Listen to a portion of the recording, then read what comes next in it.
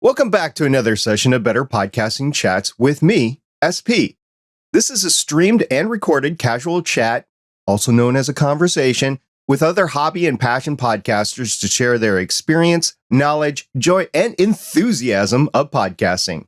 Once this live stream is over, I'm going to take these recorded files and I'm going to turn it into a podcast, do that podcast magic. Better Podcasting is a project by Stephen Jondra and myself to help hobby and passion podcasters start their projects and make their existing podcast better. That's why we have the name Better Podcasting. So for the next few moments, please excuse me, I'm going to talk about one of my passions, which is space. And this is a huge night in terms of space history. But first, we'll talk about SpaceX. There was a shakeup in the company's senior management positions. SpaceX President and COO Gwen Shotwell and Vice President Mark Junkoska, two of the most influential executives at the company, aside from Elon Musk himself, are now overseeing the facility and operations of the company's Starbase location in Boca Chica, Texas. Senior Director of Starship Operations Shamal Patel is leaving that site to move to the company's Cape Canaveral facilities after spending more than 2 years working on the next generation rocket Starship in Texas. SpaceX also quietly brought on Ahmed Ashfar, a Texas-based Tesla operations lead, as a vice president of Starship production. A lot of things have been said about these moves that, something's wrong with the company. Not to worry. They're actually transitioning their launch operations of Starship from Boca Chica to Kennedy Space Center and need somebody there to take operations lead. Starship continues to ramp up for its first orbital flight test, while the remainder of the company has set a breakneck pace of 52 launches so far this year, assuring an average of one a week for 2022. And they were just awarded the contract today for the Artemis, just a few hours ago, for the Artemis 4 moon landing. Starship also yesterday performed a 14-engine test on its Starship Booster 7, on the way to ramp up to a full 33-engine static fire test before they launch sometime, hopefully in early December. Over on the NASA side of the house, that's where the historic night is. NASA is readying for another Artemis 1 launch attempt just hours after this recording. NASA says that the Artemis 1 rocket weathered Hurricane Nicole okay, despite sustaining high winds and minor repairable damage.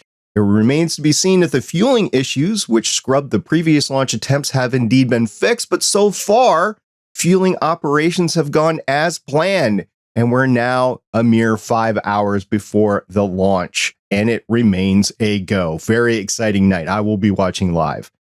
In my other podcast endeavors, this is a trifecta week. Legends of S.H.I.E.L.D. is covering X-Men the Animated Series Season 4 episodes for a few weeks before returning to the MCU films Thor and Black Panther Wakanda. The Better Podcasting main show published episode 263 about anonymous hobby podcasting, and we're getting a lot of positive feedback on that. So thank you very much for listening or watching to that. Here's where the trifecta comes in. In the last week, I was on TV Travis's Wait, Have You Seen? We discussed the 12 Monkeys film from 1995. It was a very cool discussion, and my hat is off to TV's Travis for having me on board his show. I was also on Ignorance Was Bliss in an episode called Ideas Don't Happen at a Convenient Time. I recorded the intro and outro for that. This is where the coolness of hobby podcasting comes in. Kate, the main host, was unable to record, even though she had recorded the interview due to surgeries and health things that she was going through. She asked for help. She asked me to do this, and I gladly stepped in. So thank you very much, Kate, for allowing me to do that. And it's an awesome podcast. You should check it out. Ignorance Was Bliss. And then also, I was on an episode of Dead Set Podcasting with my pal and brother from Australia, Joshua Liston. It's Season 4, Episode 6, Rodecaster Pro 2 Chats with SP from Better Podcasting. You did a little flip of the name of this podcast on the title for that. We gabbed over an hour about the Rodecaster Pro 2, so you can check that out at Dead Set Podcasting. Now, in case you are new to Better Podcasting Chats with SP, if you are a hobby or passion podcaster, I'm interested in chatting with you. And if you want to schedule a time to chat with me about your podcasting experience, and your podcasts, please send me an email to stargatepioneer@betterpodcasting.com. I'm also available on DM on Twitter, as long as Twitter exists, or over on Discord, and we'll go ahead and arrange a date. I now have a handy dandy calendar scheduling option I can send you a link to. And in case you don't think any of this applies to you and you're listening to this, it absolutely applies to you. And I'm excited to chat with you. Now, for the next hour, I'm talking with TV's Travis. Yes, the same man I was on a podcast with last week. Travis has been into media in some form or another since high school. He started off with class projects and moved on to making short films with friends and eventually a public access sketch comedy show for a bit. Interesting. He spent some time as a college radio DJ and finally started his podcast, Wait, Have You Seen? ... in March of 2019, which is now closing on 200 episodes. Travis is a film buff, music fan, and video gamer. Above it all, Travis loves a good story, and who of us doesn't?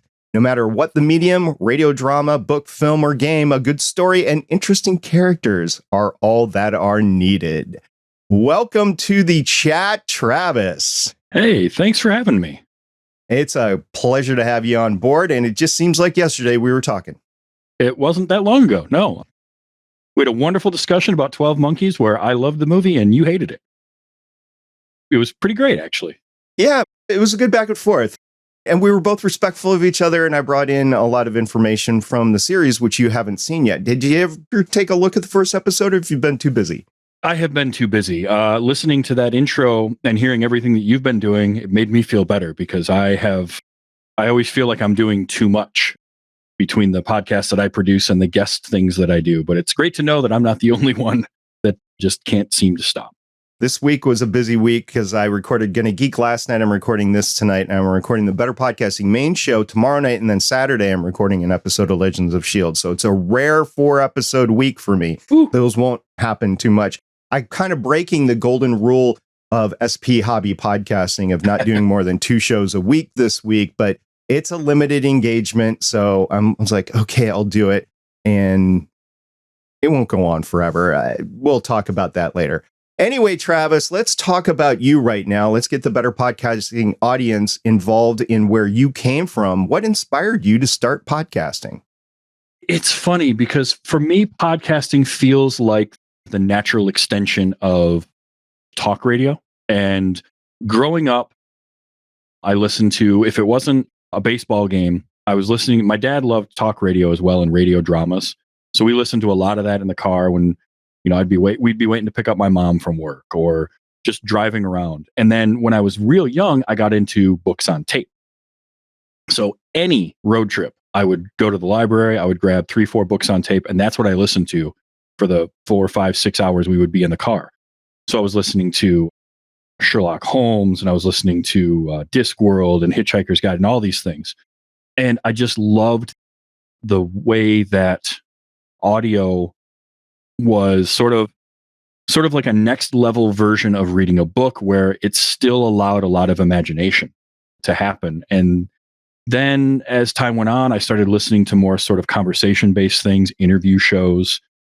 It just became sort of a thing that I enjoyed listening to. Podcasts started hitting, and at the time I was working a job where I drove all day, and so it was perfect for podcasts. So I was on podcasts from the early days of listening to just about anything, and eventually I was like, I keep listening to all these, and I love to just sit and talk with friends. I want to do this on my own, and it took me a few years to finally get it going. I was always sort of trying to start something with a friend of mine or this other group of friends, and I could never get any commitment from anybody. And I never felt like I could do it on my own.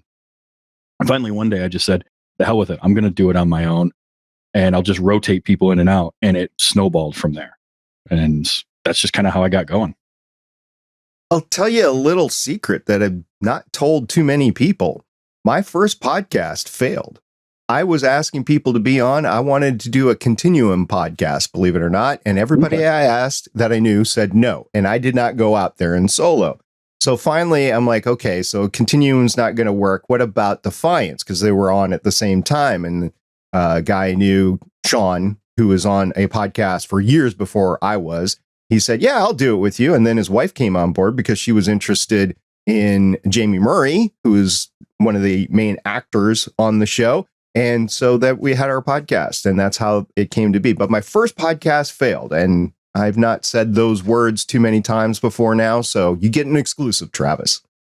And, quite honestly, I mean, a lot of podcasts get started and don't go very far. It's very easy to come up with the idea and then not follow through. I started a couple, they never even got to the point of publishing before I kind of gave up on them. It was similar with a couple of video projects that we did. Because as I said to you, I had started off in high school. It was kind of mixed media. And this was the mid to late 90s. So we had video cameras, but you had to have a big editing bay, or you were doing it real janky with just 2 VCRs and hitting play and pause, or play and record. But that's how we got started. And then we sort of wanted to do our own thing, but there was no, YouTube didn't exist. And so the closest we had was public access. And we did that for a number of years. But we had a couple of ideas that got started that did the same thing. We do like a couple of episodes and gave up, or it never got anywhere. And we never had any money to do anything with. So our budget was whatever we had in our pocket that day.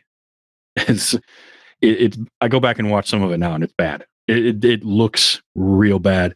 But there's like these kernels of great ideas that I wish that my friends and I had been about 5 years younger. We would have been able to ride that wave of like hitting sort of early days of, Daily Motion, YouTube, before they all blew up. And it would have been I feel like it would have been a very different thing. So, it's just one of those that I've just always enjoyed: storytelling, having fun with friends, having conversations. That was another part of it, is I'd love to go to like all night diners and just sit all night drinking coffee, talking about whatever it was, movies, music. And it would be different with different groups of friends. So I'd have the groups of friends I could watch a movie with and then talk about it afterwards, or my musician friends, and we'd sit and I'd just soak up these conversations about musicians, and especially stuff that I didn't listen to on my own, like jazz and things like that. And it was so much fun, and I just wanted to keep doing that. And then it got stagnant for a long time. So to finally have sort of this outlet for all of these things, it's really great for me. But it also, I feel like if I can bring those conversations and things like what you and I did, where we can have a differing opinion, but have a really good conversation. And I felt like I came away from that conversation, I came away from it with like a better appreciation for the movie that we watched, but also sort of how it can affect people differently, positive and negative. So I take a little bit away from every conversation I have, and I hope that whomever I'm speaking with can as well. I took a lot away from that conversation. I saw the movie in a different light, and my opinion hasn't changed, but at least I understand where you were coming from, which was important. Another tidbit for you. I was in the studio in the early days, in the public access channel studio, when Joel Hodge was doing his initial Mystery Science Theater 3,000 episodes in St. Paul, Minnesota. Oh, that is... I will admit to being a bit envious of that. That sounds like it would be really cool to just have been even near that. That's amazing. It was really cool. He won't remember me whatsoever. We were just dumb kids, helping out with the production and everything. But he eventually went on, and I can't help think back to those days. It was way before YouTube, by the way, for those listening that are younger. Way. There was the only way to get this stuff out was public access. And that's what Joel was doing. And it was awesome being there and just seeing everything. And if I had gone with him, not that he asked, but if I had gone with him, then my career, my whole life would have been different from back then. But it was really fun to be involved in everything back then. And it wasn't even me. It was a friend of mine who's like, hey, SP, let's go watch this and participate and help out. He's going to need some help. It's a public access channel. Let's just go. I'm like, okay. So we believe it or not, rode our bikes over there and was involved in it. So that was cool. Now, you mentioned you started several projects. Wait, you haven't seen your first true podcast, or did you actually have some shows that ran like 10, 12 episodes before that? The first one that I finally got around to publishing anything on was Wait, You Haven't Seen. And even that actually false started maybe 2 times before I finally did it. Because I had a particular friend of mine who the seed of the idea came from conversations we were having. So it was going to be just the two of us kind of trading projects back and forth, trading movies back and forth of stuff we hadn't seen, both being movie buffs. And then his work schedule didn't allow for it. And so we had gone through to the point of planning it out and getting ready to record and recording like a pilot episode, but then he couldn't follow through. And so we scrapped it. And that was when later on. So Wait You Haven't Seen is the first one that I actually finally published anything for and started doing it. And I started it in March of 2019, and I have recorded every week since then. I've recorded an episode and put something out. Can be a grind sometimes, especially around important times of the year, like the holidays or 4th of July or whatever. Yeah. I get that. We opt to take some time off on Better Podcasting, but some people don't. And that's very admirable that you're actually able to do that. So because that show is me and then a guest, I feel like I can kind of just keep going. I know eventually that streak is going to get broken. I don't have any illusions that it never will, but I'm the only one that has to do it week after week. So for me, it's a little bit easier. I do some other shows and those are collaborative, and those we definitely take time off. I do a show on specifically the series of Highlander from the mid-90s. And we take time off in between the seasons, 2, 3, 4 weeks at a stretch of sort of, let's step away from it, decompress. My co-host Audie has 3 young kids, so he gets a little bit extra time where he doesn't have to worry about the show every week. So yeah, I definitely do that. But for Wait You Haven't Seen, because it's just me and it's easy for me to rotate in people, then that one I just keep going. It's sort of I call myself a podcasting shark. I got to keep swimming or I'm going to die. So how did you learn how to podcast in the first place? Honestly, just listening to shows and paying attention to the way people talk when they're being recorded, whether it's in an interview format or kind of a one mic show, listening to stand-up comedians. I did take a public speaking course in high school and then again in college. And I did radio production in high school. I was a college station DJ for a little while. So it was really just listening to other programs and figuring out what worked and what didn't, whether it was something like early days of Buzz Out Loud and listening to Tom Merritt, or listening to Scott Johnson. Leo Laporte was another one that I listened to a lot of stuff early on, podcast wise, as well as talk radio. Back in the day was a lot of Coast to Coast AM with Art Bell, and then later on George Norrie. And just trying to sort of emulate any of that or work on the ability to keep a conversation flowing, to limit the ums and ahs as much as I could, and sort of those crutches and those commas. It's sometimes it's easier than others. Kind of picking out where you can script something versus where you can kind of go off the cuff, and just practicing. I practice a lot when I'm driving too, whether it's listening to something or practicing just talking out a topic here and there. Wow, you're really good at name dropping. There's several Hall of Fame podcasters in that list right there. Well, I mean, if you're going to learn, listen to the best and learn from them. And that was the thing. That's what drew me to those shows.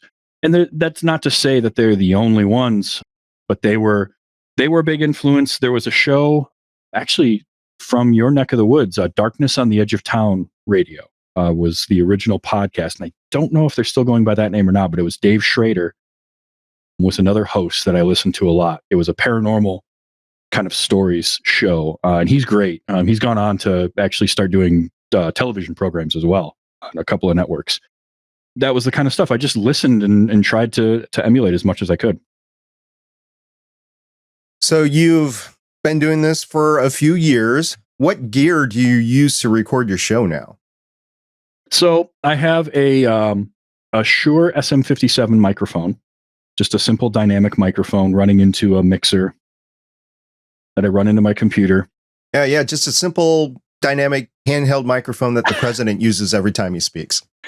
It was lucky. A friend of mine who is a musician had it. He wasn't using it anymore. He's like, hey, I know you are planning. This was years ago when I was still planning stuff. He's like, you can have it. I don't use it anymore. So I was gifted this.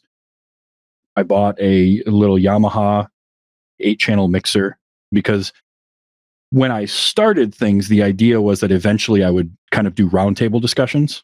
And so I wanted that mixer to be able to run a few microphones. Well, between everything that's gone on, that went out the window, but I still have this mixer sitting here. But it works. I could replace it with just a simple audio interface. But at this point, I have everything set up and working. I don't want to touch it anymore or for fear of angering the gremlins. I started off recording like a lot of podcasters do with Audacity because it's free.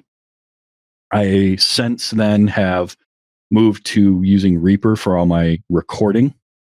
It gives me more control, multi-tracks that I can record at once. So I can split out my audio from my guest audio from music or sound effects or clips or anything like that, which I feel like has helped to increase the overall quality of the show audibly. But yeah, I just kind of go with that. It's on a Windows PC, and I use whatever video conferencing software works for my guest, honestly, most of the time. Typically, it's Discord because a lot of people that I know use that, but I get people that are like, nope, Skype only. All right, we can use Skype. I can go that route. I've done Zoom. I use Zencaster quite a bit, which is a nice multi-track one. When I have more than one guest, it's nice to be able to break the audio out. Because above all, I want to sound as good as possible. How do you deal with the Skype hiss? Because that's still there. I used it the other day in the connection with Josh Liston from Australia. That Skype hiss was just so noticeable. It wasn't the last time I had it. Now, Skype is the one I use the least. I will say that. I have a couple of people that are just, that's what they know, and they're more comfortable with that. Usually it's just using a noise reducer and try to reduce it as much as possible, but I know it's going to be there. There's just no way around that. I'd hoped, especially from the pandemic, that they would have gone in and done something with that, but nope, they didn't. It's still the same Skype hiss that was there years ago, and we laughed on Better Podcasting because we just couldn't handle it anymore. We use Video Ninja now to connect, and that's a great capability. It's basically freeware, but it's a donationware, I guess, is more appropriate. And it's more hands-on, so you have to know how to use it and stuff like that. But for the guest, all you do is click on a link and you get into the room, and that's all you do for that. But yeah, I get it. Some people, they only know so much, or maybe they're connecting on their phone and that's the only app that they have and they don't feel comfortable with anything else. So, okay, I get it. Sure. It's funny you mentioned Video Ninja. I use that, but I don't use it for podcasting. I actually, the most common use I have for that, I just tinker with it occasionally, and it's really great. But I use it when I paint miniatures for tabletop gaming, and I will stream that. And I do that sitting on a different part of my studio. I've got a desk over there and a PC, an old PC that is a media server, but I can fire that up to have like a Twitch chat or something up. And so I will use Video Ninja on that to pipe the camera feed across the room to my streaming computer and then run that out to Twitch.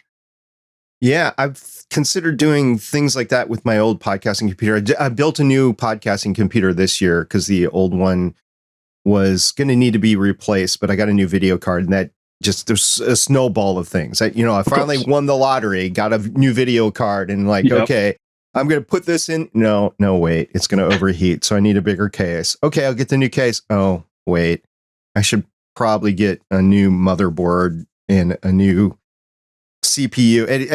I went down the whole rabbit hole there. We'll tell the story on Better Podcasting main show. I have never upgraded a single component in a computer. And it's funny because I've built every computer I have owned since 2000.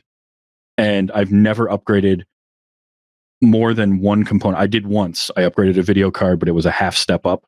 So it wasn't enough to make a difference. And this was like 2003. But no, it's always that same thing. Well, I'll replace this. Well, I might as well get a new motherboard while I'm at it. And then I'll put CPU and RAM because I need to do that. And next thing you know, it's $1,500 in a new case. And well, all right, here's a weekend of my time. I wish it was $1,500. This was the peak of the pandemic pricing gouging. So yeah, it was more like $2,500. $1,500 was just the video card, probably. Actually, it wasn't too bad. It was only $800. It was 800 and change. It was a 3070 FTW3. I wish I would have gotten something better, but at the time it was like it, and I was running into video issues because I'm rendering 4K video. So I'm like, I need a new video card, or so I thought.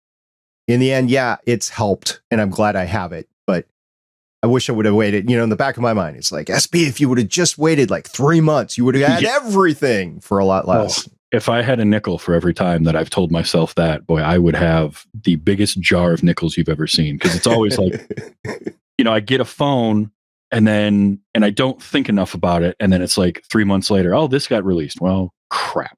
I do that so much. So I eventually just gave up. Like I just realized I'm just going to go with what I've got. When I built my computer, I put a 1660 Ti in it.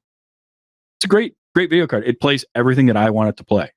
So I'm fine there. But it's like, if I'd waited just a little bit longer, because it was right at the beginning of pandemic. So the gouging hadn't started yet. I could have done, but whatever. End of the day, I got something that works for me. How have you improved your podcasting since you started in 2019? Well, switching and the editing has been a big one for me. I don't do a ton of editing of like Wait You Haven't Seen. It's a very conversational show, so it's pretty much trim the front and back of the audio, do some leveling to get everything to about the right level, and that's it. But when I do something like Let's Watch Highlander, which we break into segments, I have a little more editing to do with that. I crossfade each segment with a clip from that particular episode. I've just gotten better at. My big thing is I've gotten better workflows so that everything moves a lot smoother and start to finish. So it still is a considerable chunk of time, but it's more efficient every single time. And I think also I have gotten more and more comfortable talking for extended periods of time. And I always tell my guests every time they come on, look, if there's things that you really want to talk about with this, particular topic, tell me to shut up and get your point in, because I can talk and I will continue to talk at length to keep things moving. So don't feel bad about being like, hey, shut up, I got this to say. And just being more comfortable kind of continuing to pontificate a lot and try to remove a lot of these sort of awkward silences. Because that was one thing I noticed. I rarely go back and listen to things that I've done. I will occasionally, just to sort of, make sure that it sounds okay. But every so often I'll go back and like listen to an early episode just to sort of see where I was and where I've gone from there. And what I've noticed is that I've gotten better about keeping the awkward pauses, those moments where sort of nobody's ready to talk yet and the thought came to an end, but then the next one didn't start, and just smoothing all that out. So there's not a lot of that. And also I feel like in terms of film discussion, my analysis of film has continued to improve to where, early on I could talk a good deal about certain aspects of it, but I was doing a lot of like, I'm just reading some trivia. And now I can do that, but I also can really kind of get into a lot of the whys, or, well, what did you think about this? And then my guest and I can have conversations based off of that, like branching off, essentially. I just feel like I've gotten more comfortable with doing that to where it doesn't just like our episode of Wait You Haven't Seen, we went down some rabbit holes. But I always feel like there was a thread to follow down them, and then, sort of pull ourselves back out and continue on. I feel like I've gotten better about sort of making those feel more organic. I think that's the biggest one, is I've gotten more comfortable, and I don't feel like early on I felt a little like I was a little stiff, and sort of I've loosened up and gotten just more comfortable behind the mic. Wow, and all that in 3 years. Well, it started with the college radio, because when I started college radio, which was a tiny little, it's a community college in my hometown that basically covers the city and that's it. And I was very stiff with that. So that's where it kind of started. But the podcasting, because there was a pretty significant break between when I was doing that and when I started the show,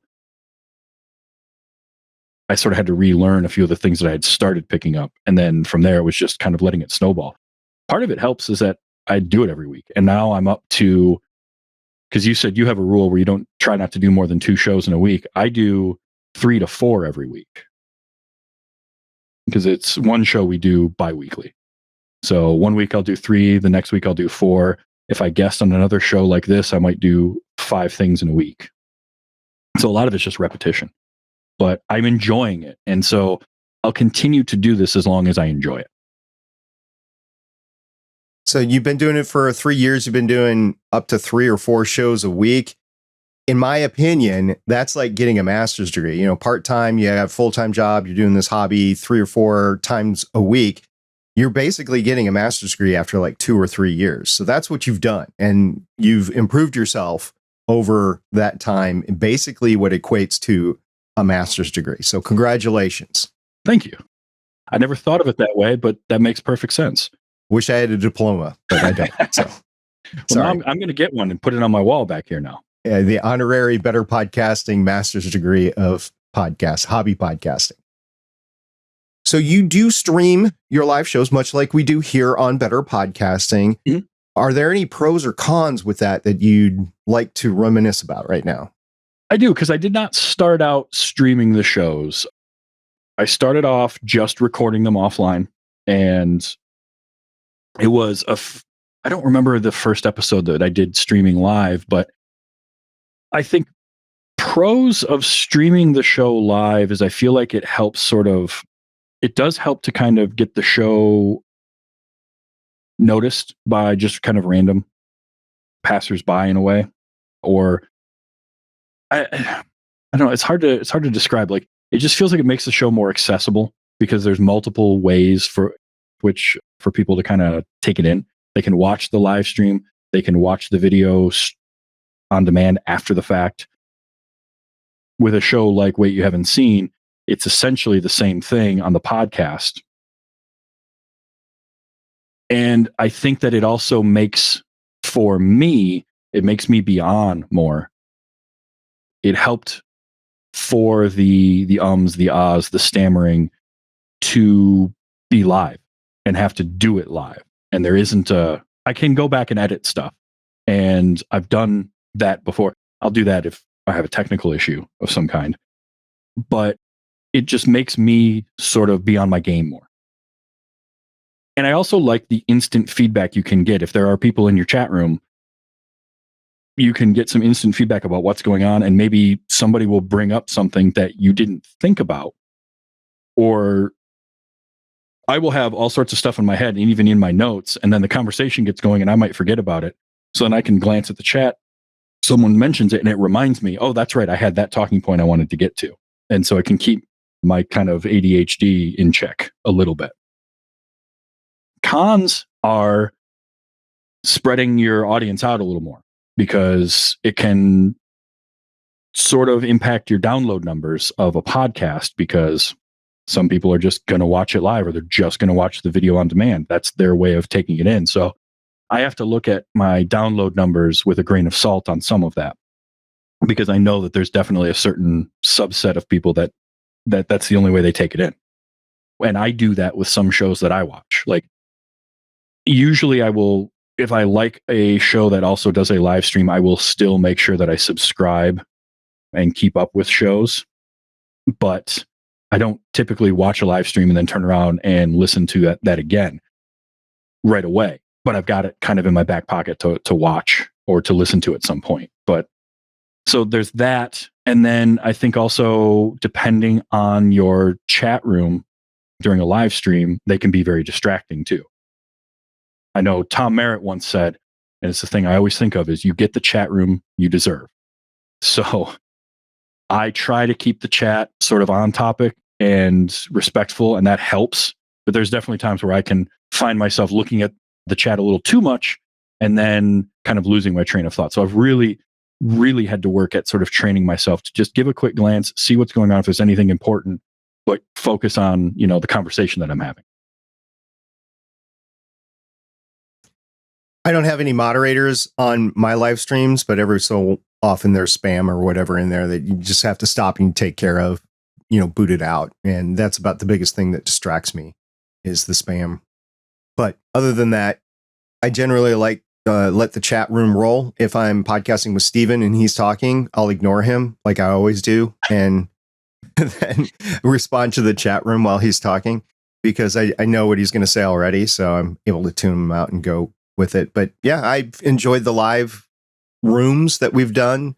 I also enjoy podcasting without, because there's some things that can happen in a recording session that you don't want out to everyone, and you laugh and you cut out and for sure. You just continue on when it's not being streamed live. But when it's being streamed live, you're like, okay, well, this happened. I can't ignore it. So yeah, it is there to be out there. So if you could go back and have told yourself one thing when you started your podcasting in 2019 to make it easier, what would that one thing have been? That one thing in 2019 would have been relax and don't overthink it. Because I had a tendency to do I'm going to get into podcasting and think about every tiny little detail. Looking at every single microphone and mixing board and software and all this kind of stuff, and just relax. The quality, you will improve your audio quality as you go. Get better at the conversations, get better at the actual podcasting part of it. Walk before you run. And that's a big one. And then if I could, go back a couple of years before that, would just be do the damn thing, because I spent too much time thinking that I couldn't do it, or I wasn't going to be any good, or nobody would want to listen. All the classic kind of imposter syndrome things. What I found is as I've gone on and done more episodes, done more guest spots, talked with other podcasters, I'm not terrible at what I do. So I just needed to relax and do it. That's the biggest thing. Yeah, I think you're pretty good. I try. And then that's the other thing, is just have fun. And that's the biggest thing that I've tried to do from there, is just enjoy what I'm doing. And if I'm not enjoying it, move on. And I continue to enjoy it, and it gets better all the time. Are there any books that you've read that have helped you in your podcasting journey so far? Books? I'm not sure. I mean, I tend to read more article form stuff than books themselves. So I can't point to any specific titles offhand of a book that I read that really gave me a whole lot. I learn pretty well when I read, but I've always been sort of somebody that learns really well from listening and watching. So that was where, like, a lot of books on tape came that way. I got into sort of audiobooks very early because what ended up happening was that I wouldn't, when I read a book, it's not so much an ADHD thing as like, I'll be going along and then I might reread a section a couple of times for some reason, and I don't really notice that I'm doing that. If I can get into mixed media is what tends to be really useful for me. So it was a lot more of kind of just picking and cherry picking from all these great podcasters that were getting started, or media personalities in general. Along the way, how have you handled promotion? Not well. I am terrible at, I am wonderful at promoting anybody else, but I'm terrible at promoting myself. I try to get better at it. I try to engage on social medias, such as, leverage my Facebook as much as I can, Twitter, other social stuff. I'm working on that all the time. One of the shows that I do is called Those Were the Days, and it's classic television.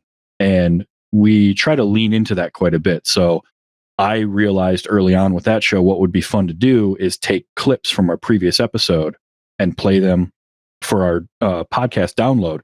So the start of every episode is previously on, and then I play 30 seconds worth of clips from our conversation the week before. And that was a thing I thought that'd be fun to put at the beginning of it, and then I can use those and throw them up on Twitter or put them up on TikTok and have that be promotional thing. So it's like learning that. That's somewhere where I could definitely use some books on kind of promoting and marketing better. I've never been great at like pushing myself because I always feel like, I do a thing. You can listen to it if you want. It's kind of terrible, but whatever.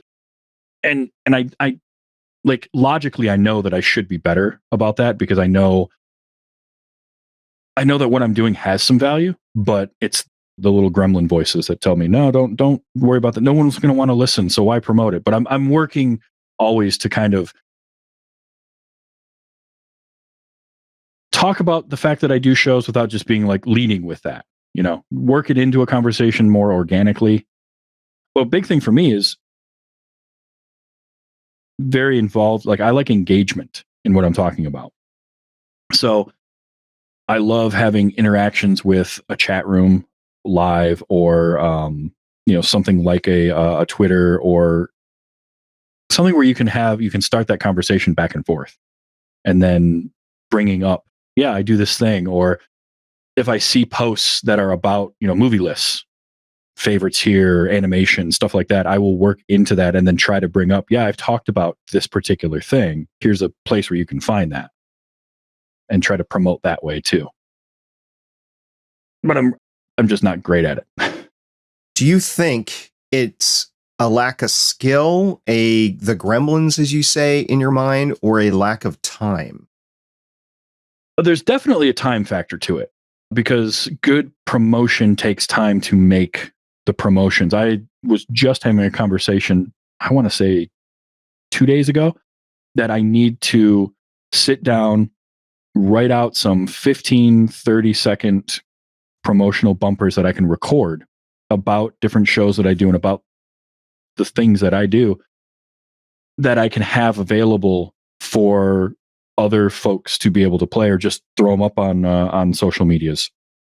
And it's taking the time to sit down to write that out, to record it and produce it. So it's a mixture of both. It's one part not having the time, which I always, I keep putting in requests for 26-hour days and nothing's changed. So I just got to go with the 24. But also a little bit of that, like I'm not good at it yet. I don't have that skill. I haven't worked those muscles enough and I just need to practice it more. And one feeds the other. Not having enough time to work on the skill and not having the skill to devote the time to it. So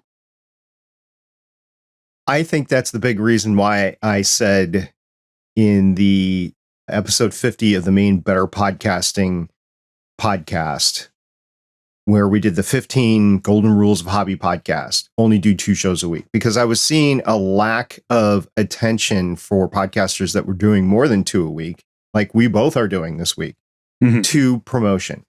And I think in this day and age of millions of podcasts that are available, okay, hundreds of thousands that are actively being produced every year, but millions are available.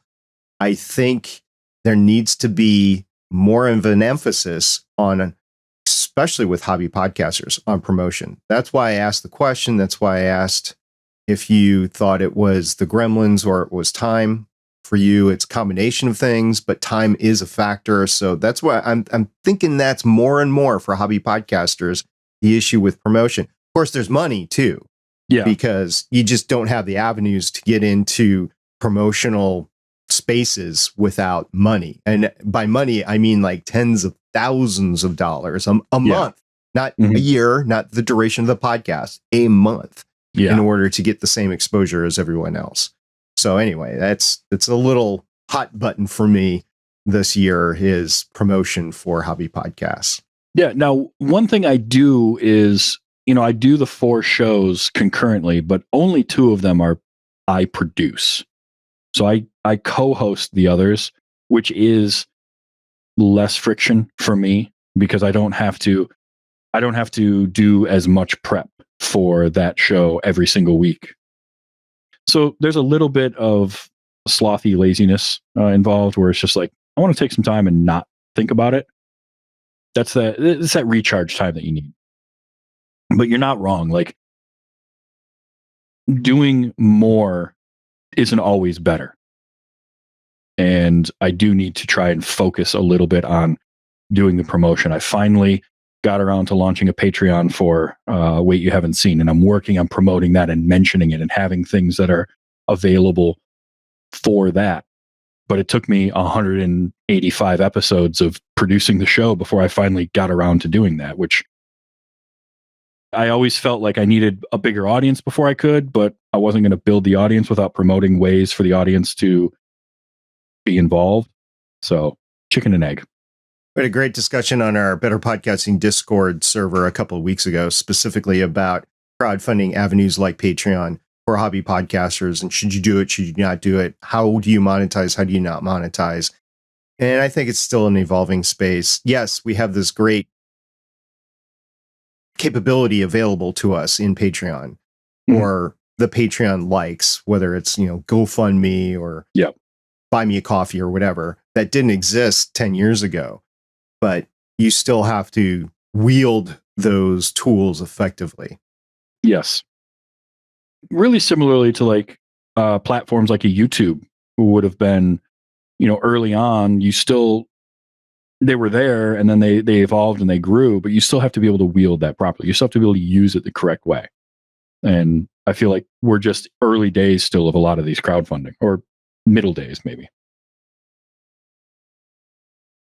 All right. So you mentioned this before, and I want to touch base on it again. It's something that you mentioned you wanted to talk about anyway. It's an engagement and community engagement. It seems to be a driving force with your podcast. With hobby podcasting, we often say, what is actually your goal? And a lot of goals is to find like-minded people or develop a community. It sounds like you've done that and you've fostered that by engagement.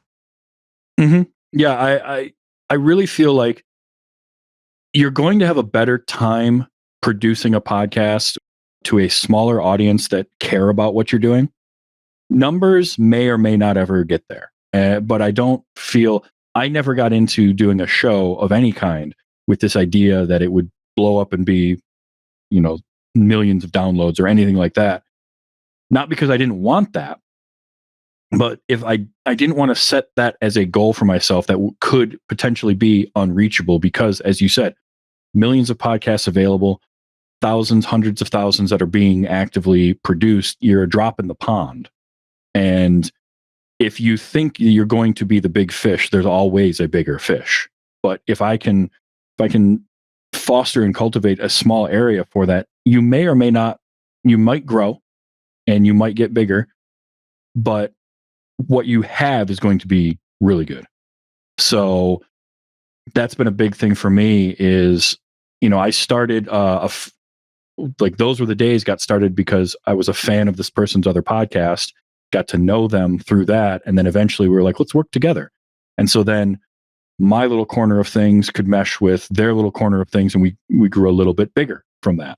And getting involved in some of the communities built around other podcasts and then finding the common ground from all that. And from that, I actually got involved in America's Next Top Podcaster, which in their second season was because I was involved in the community around Scott Johnson's podcasts and Brian Ibbett's. And then that really helped because I met some amazing people working on that and everything really blossomed from there and helped me to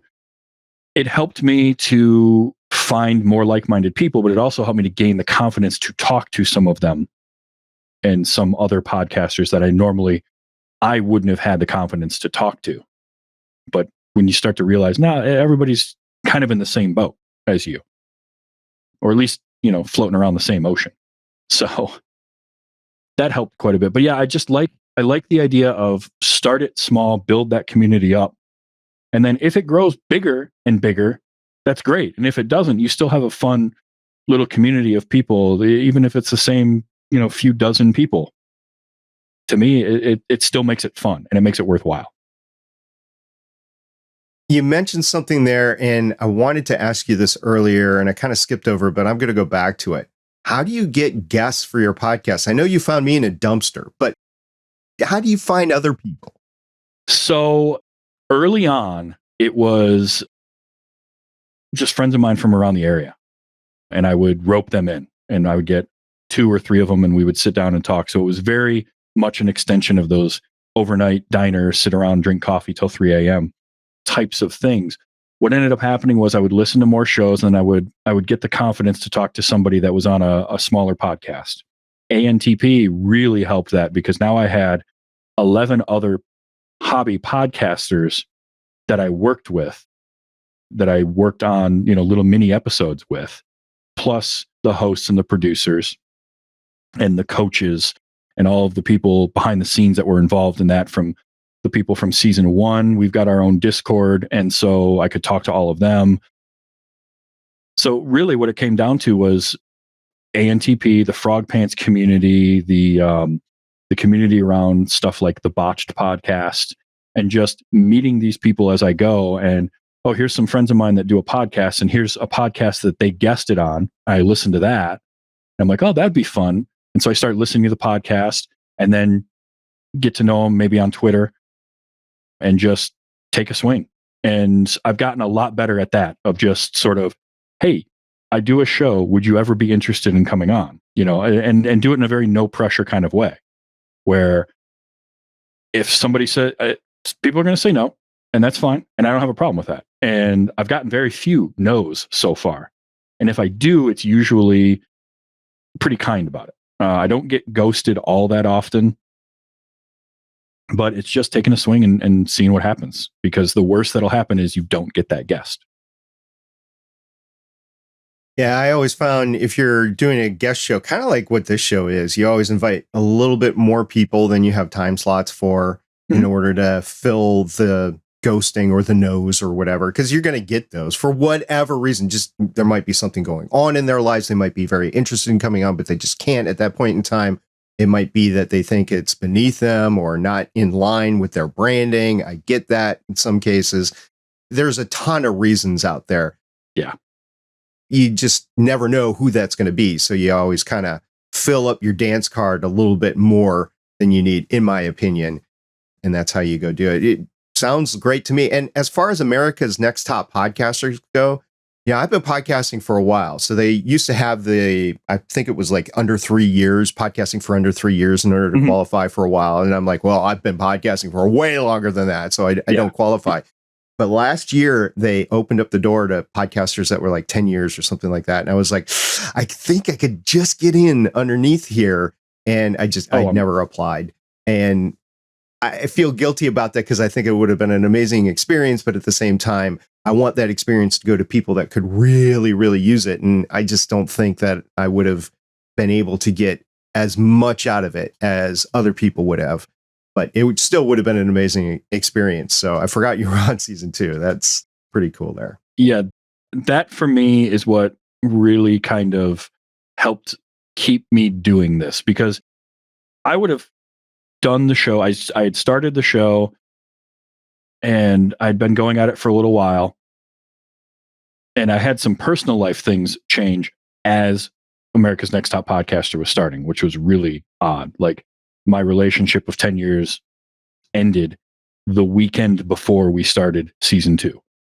So I kind of needed that at the time, but it also breathed new life into me just doing this and realizing, oh, there are other people out here that are at the same level as me. They've been doing a show for 6 months, or they've been doing a show for 2.5 years, and just getting to be thrown into this thing and, for better or worse, forced to do some of these challenges. And then the camaraderie that we got out of it, because it was a competition, but it was never like,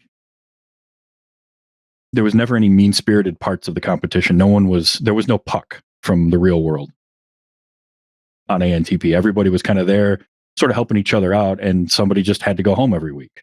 And it was a great community built around that, and that was huge. And then, of course, meeting everybody. And I have now, I want to say it was every contestant on season 2, most of season 1, and quite a few from 3 I've had as guests so far. And I'm working my way through getting the rest of them. I have every confidence that you'll nab as many as you can. Well, I mean, it's gone well so far. Plus, I had Hammond, the producer, and Brian as a guest a couple of times now, and that's helped a lot. Like, and being active in these communities too. It's not just the community that I build around my shows. It's also being active in some of these other communities that help, because it's one thing to listen to a show or even email into a show. It's another thing to sort of be active in that community where people recognize the name. Now, it helps that I was able to very early on get a kind of online handle and persona that really fit me and was something that I could get everywhere. So most people know me as TV's Travis. I get introduced that way a lot, even when it's not me introducing myself. And it helped. So there's sort of a brand awareness there. And then I can pop up in another spot and somebody might recognize my name from another chat. So that helps too. But yeah, consistent, especially in the Discord community, consistency in your pseudonym from Discord to Discord really helps, I found. Absolutely. So Stargate Pioneer, I talked about it on the Better Podcasting main show last week. Stargate Pioneer is not going to go anywhere. That's my brand. I'm keeping that, even though that's not my name. It's just my brand. Yep. Do you have any gripes with the podcast industry? I mean, you know, the classic kind of hobbyist gripes of like, when you read the articles of so-and-so is reinventing podcasting or so-and-so is inventing podcasting, it's like, well, no. I mean, this thing has been going on since the early 2000s. Like, I mean, I love Scott Johnson's always talking podcasting since 99. Like, it wasn't a word then. He was just recording stuff and throwing it on a website. Like, it's been around for a while. So it's this idea that, oh, it was created in the last 5 years, or the pandemic gave a huge boost to it, obviously, because everyone was stuck at home. But like, online video didn't start with YouTube. It started before that. YouTube highly popularized it and gave it one kind of central repository that was bigger than the rest of them. But YouTube didn't create online video. You know, Apple had a lot to do with podcasting, but there were precursors to that. So it's this idea that like Joe Rogan created podcasting, or who, you know, pick your celebrity. I don't begrudge celebrities getting into podcasts when it's a thing that they're passionate about. I do feel like there's some times where they're just sort of doing it to tick another box. Those get a little usually that doesn't last, because usually you can kind of sniff those out. It's the same with any social media. It's the celebrity that has a Twitter account that they don't really get why you would have that. They just do because you're supposed to. So I gripe with that a little bit in podcasting, where you have somebody who starts a podcast that they're not into it. They're just kind of doing it because they think it's the thing to do. Wait, are you telling me, Travis, just between you and me, that podcasting didn't start with cereal? Amazingly, no. You've been podcasting for a while. You said 200 episodes of Wait You Haven't Seen. You've got multiple episodes of the other 2 main shows that you got running right now. Do you have any favorite moments from any of them that are just coming to mind that you want to share with the audience? In Wait You Haven't Seen, those moments are conversations. The conversation on 12 Monkeys was really great, because it's that meeting of, you know, two opposing viewpoints. One that I like to bring up a lot is an early episode of the show was for a movie called Tank Girl with Lori Petty. And I had 3 guests on there, and they were 3 of my friends, and none of them had seen the movie before, and I had. And none of them liked it at all. And one guy was even like, I might make you give me the $2 back that I had to pay to rent this movie. And so that's usually one that I will bring up, is like, well, you might not have liked the movie, but you liked it better than all my guests did for, you know, you're not planning to string me up because I made you watch Tank Girl. So there's that one. there is the other thing that always comes to mind is I have done now in 192 episodes, I've watched 193 movies for the show, because one episode I did 2 shorts. It was Mickey's Christmas Carol and Dr. Seuss's How the Grinch Stole Christmas. I did a double episode on that because they're both like 25 minutes long. Of those 193 movies, there are 2 that I have no desire to ever see again. So, is one of them Howard the Duck? No, I haven't done that one yet. But it does not age well. Leah Thompson in her scantily clad lingerie cannot save that movie, in my opinion. But you'll see when you see it. Oh, I remember it. I remember seeing it as a kid, and I remember watching it probably 10 or 15 years ago, because I had to be like, all right, is this what I remember it being? And it's weird. No, the 2 movies that I've seen that I don't have any desire to watch again were M. Night Shyamalan's The Last Airbender.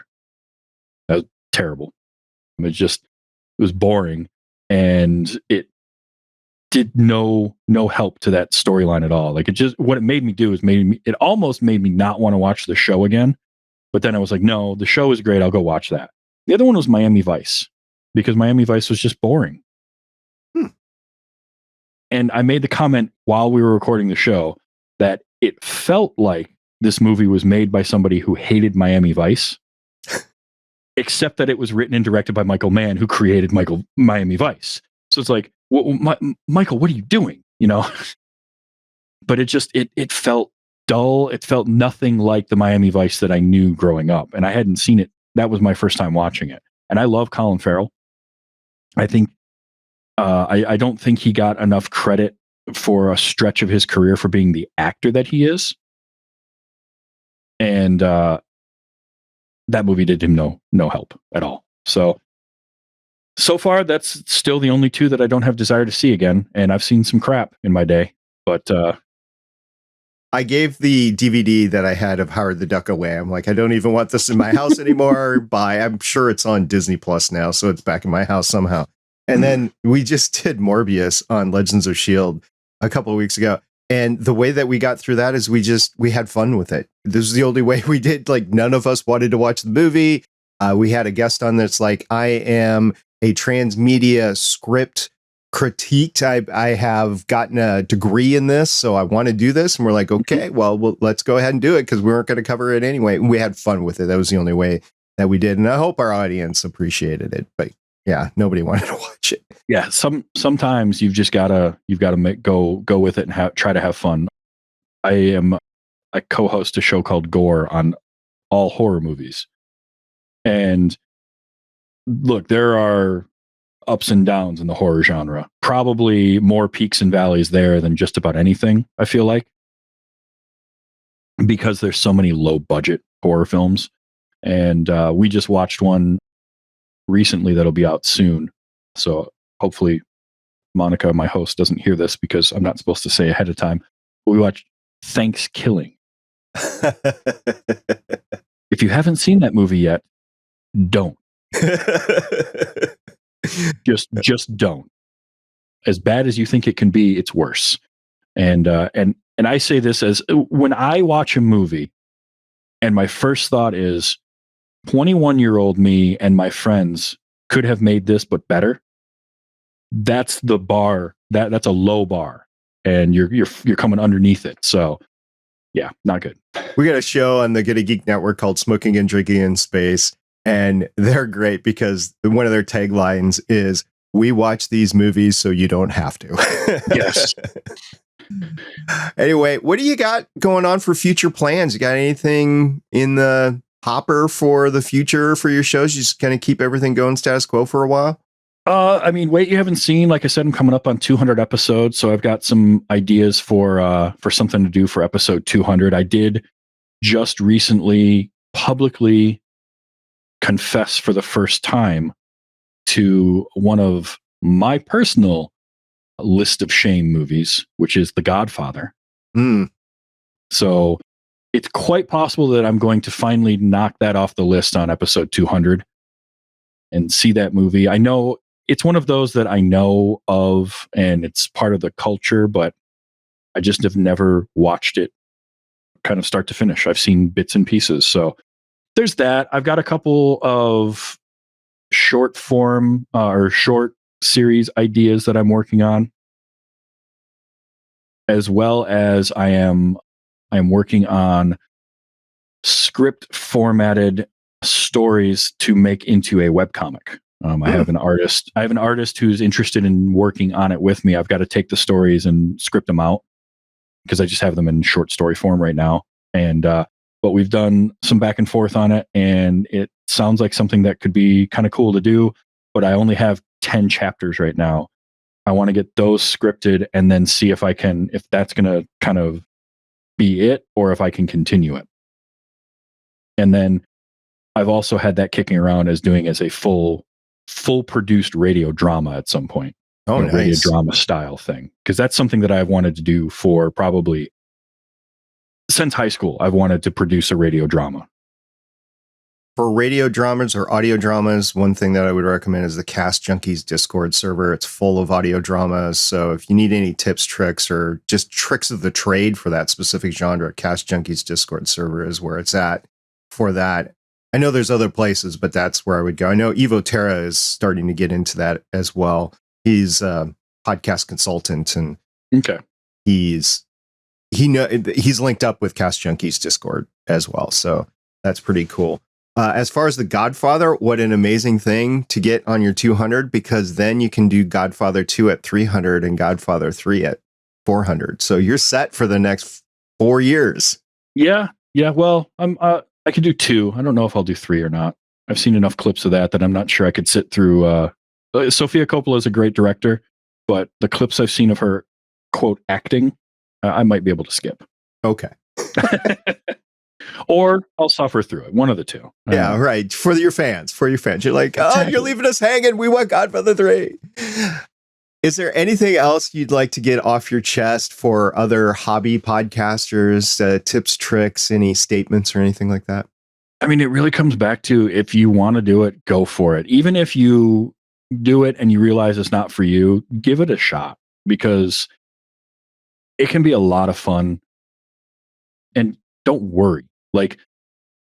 Don't worry if it doesn't take off right away. You're going to go through that period where you've got 3 listeners and 2 of them are related to you. And that's fine. That's just how it's going to be. It's funny that you mentioned that, because we've all been there. Oh, yeah, absolutely. And have fun with it and think about numbers, but don't let that drive you.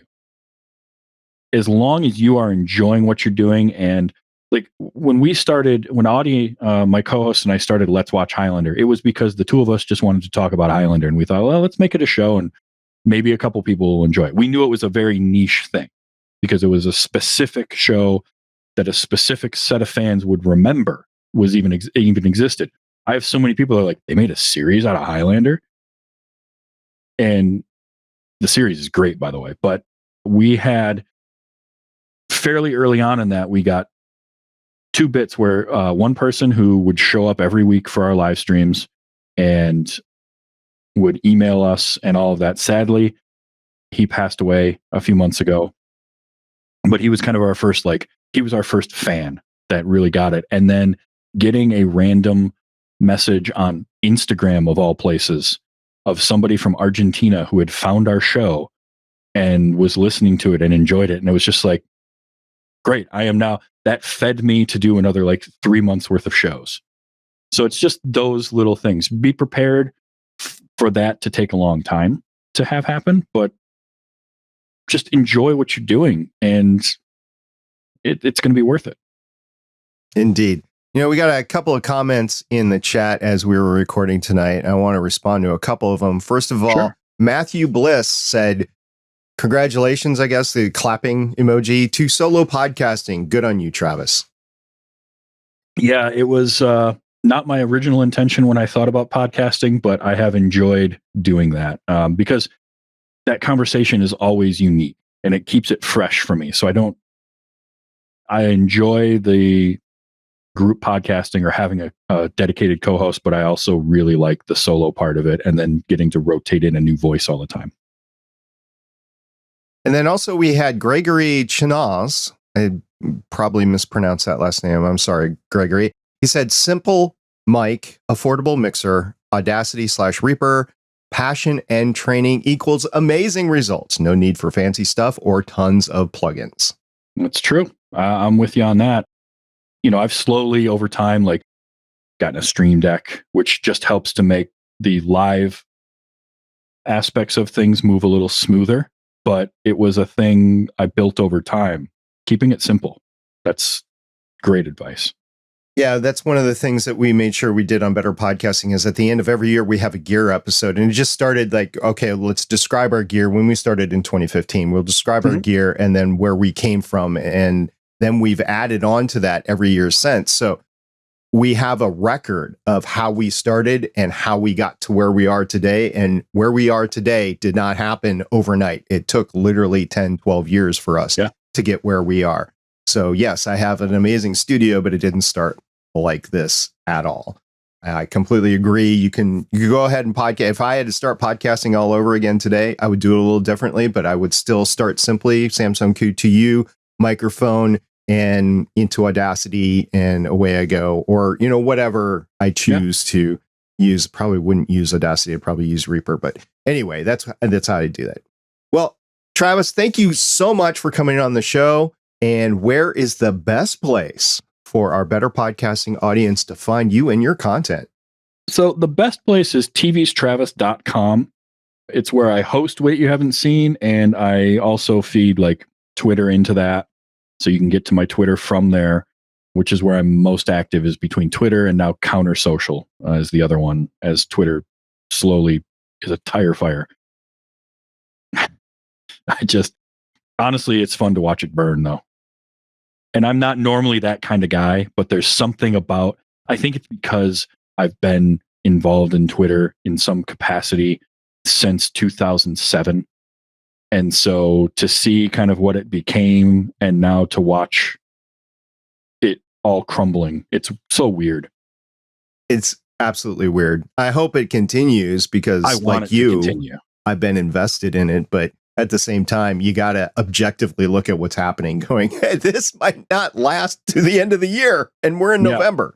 Yeah. I want it to continue, but at the same time, I'm just preparing myself for a day when it just all falls apart. But tvstravis.com, it's where I have all the links to, merchandise or supporting my shows and where my shows are. And I'm working on kind of a little bit of a redesign on it. So, just to better showcase things outside of What You Haven't Seen that I work on. All right. Well, thank you very much. Thank you. This was great. I had a wonderful time. And thank you for spending your time tonight with Travis and me over the past hour or hour and a half now. If you like content like this, please subscribe to the Better Podcasting YouTube channel and like the video. Or if you are listening to the audio version, please give Better Podcasting Chats with SP a follow on your podcatcher app, and rate and review would be nice as well. Stephen and I would greatly appreciate it. Now, tomorrow night, Stephen and I will be recording episode 264 of the Better Podcasting main show. And as far as this show, next week, I'll be connecting to AD History podcast Paul K. DiCasanzo, which will be a fun time. We've been communicating back and forth. He's got a lot of things to say and an interesting history as well. A lot of personal stuff's going to come out with that.